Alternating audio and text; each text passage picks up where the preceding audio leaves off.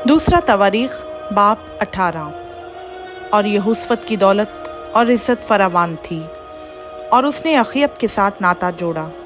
और चंद बरसों के बाद वो अखीयब के पास सामरिया को गया, और अखीयब ने उसके और उसके साथियों के लिए भेड़ बकरियां और बैल कसरत से ज़बह किए, और उसे अपने साथ रामात जिल्लात पर चढ़ाई करने की तरगीब दी। और इसराइल के बादशाह अखीयब ने यहूदा के बादशाह यहोशफत से कहा, क्या तू मेरे साथ रामात जिल्लात को चलेगा? उसने जवाब दिया, मैं वैसा ही हूँ जैसा तू है, और मेरे लोग ऐसे हैं जैसे तेरे लोग, सो हम लड़ाई में तेरे साथ होंगे। और यहोशफत ने शाह इसराइल से कहा, आज ज़रा खुदावंद की बात दरियाफ्त कर ले।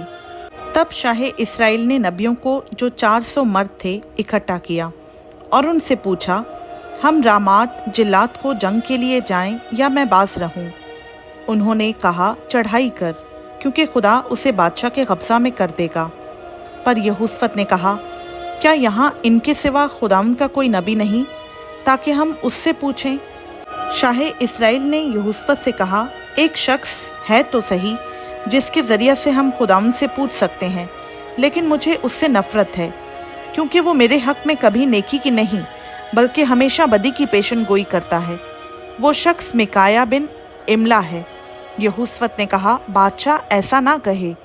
तब शाह इसराइल ने एक ओहदादार को बुलाकर हुक्म किया कि मिकाया बिन इमला को जल्द ले आ।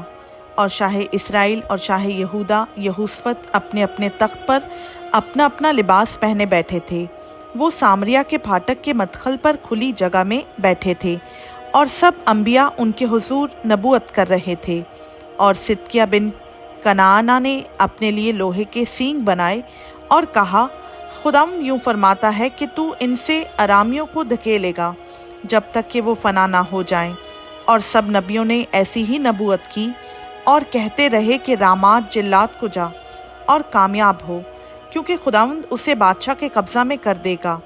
और उस कासिद ने, जो मिकाया को बुलाने गया था, उससे ये कहा, देख, सब अंबिया एक ज़ुबान होकर बादशाह को खुशखबरी दे रहे हैं, सो तेरी बात भी ज़रा उनकी बात की तरह हो, और तू खुशखबरी ही देना। मिकाया ने कहा, खुदावंद की हयात की कसम, जो कुछ मेरा खुदा फरमाएगा मैं वही कहूँगा। जब वो बादशाह के पास पहुँचा तो बादशाह ने उससे कहा, मिकाया, हम रामात जिल्लात को जंग के लिए जाएं या मैं बाज रहूं? उसने कहा, तुम चढ़ाई करो और कामयाब हो, और वो तुम्हारे हाथ में कर दिए जाएंगे। बादशाह ने उससे कहा, मैं तुझे कितनी बार कसम देकर कहूँ कि तू मुझे खुदावंद के नाम से हक के सिवा और कुछ ना बताए।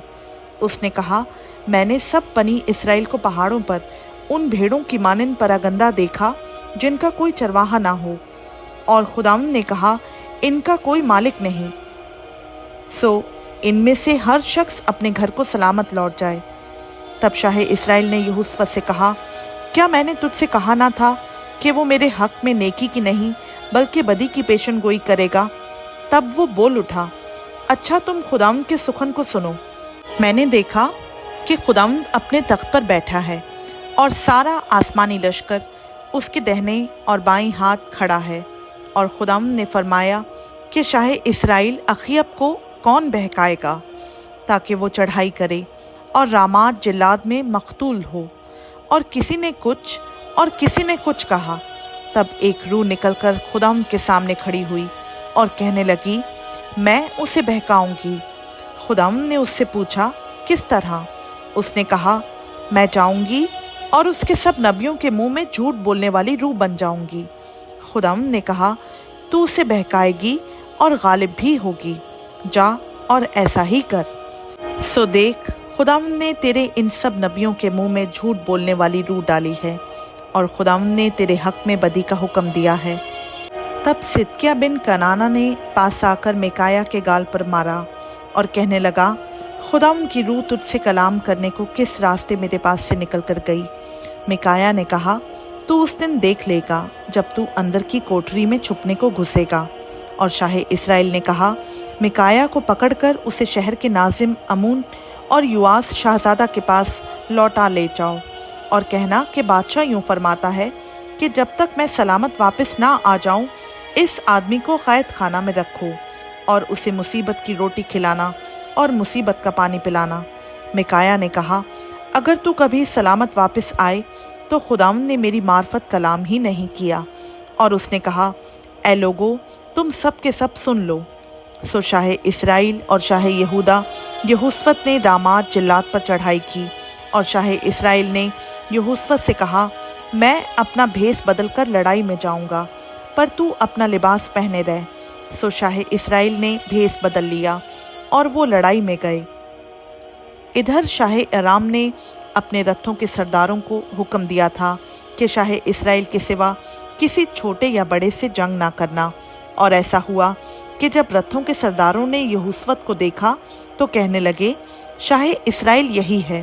سو وہ اس سے لڑنے کو مڑے، لیکن یہوشفت چلا اٹھا، اور خداوند نے اس کی مدد کی، اور خدا نے ان کو اس کے پاس سے لوٹا دیا۔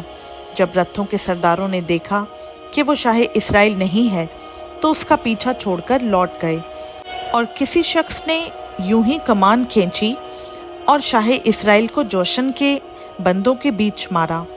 تب اس نے اپنے ساتھی سے کہا، باغ موڑ اور مجھے لشکر سے نکال لے چل، کیونکہ میں بہت زخمی ہو گیا ہوں۔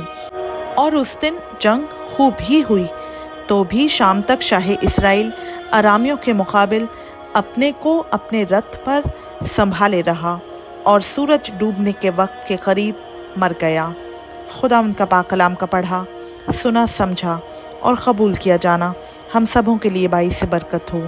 آمین۔